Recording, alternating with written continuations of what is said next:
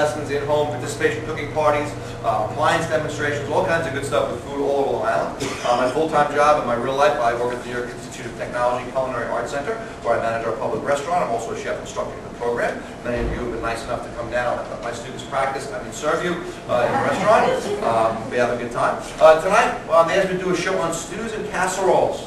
Those great one-pot meals. It's kind of cold out today, and chilled to the bone. So real nice one-pot stuff. You can put it in the stove and kind of forget about, and come back to later on. It's nice and warm and filling and things like that. I had to think about really what to do that would be a little bit different. Maybe some things you haven't had. We're going to do some bouillabaisse, very classic fish stew. We're going to do a shepherd's pie because I like shepherd's pie.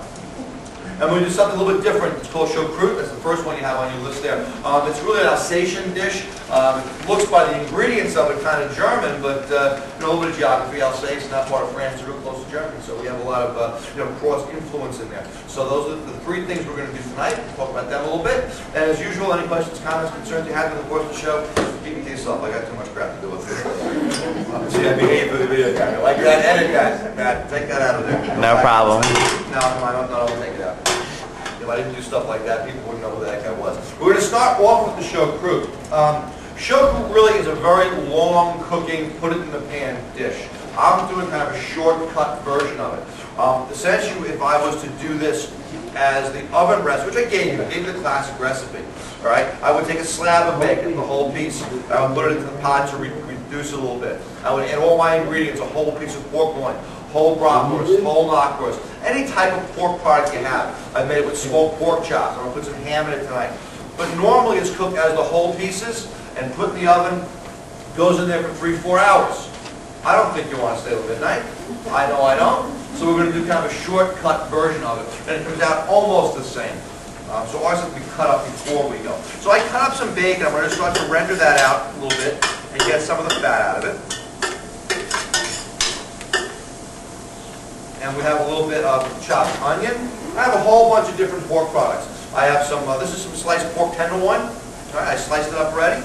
I have some, you use knockwurst, you can use some Frank's, not to say anything bad about any brand names, but not pulled pork, not Oscar Mayer. If you're going to make this really needs a real Frankfurter, a Carl Aimer or a boar's head, something with pork and beef, not just the better. Beef ones are much healthier, of course, and nicer.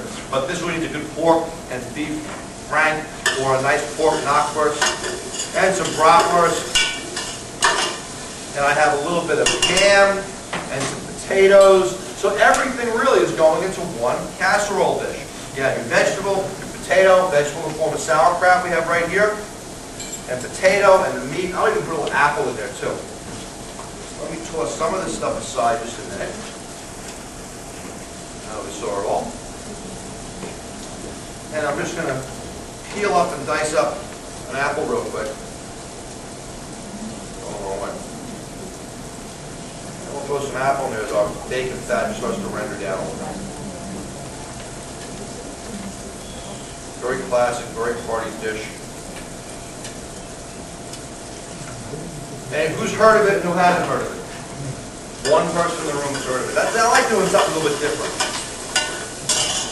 Let me turn this down. Probably would not be a good night to set off the smoke detector being up on video.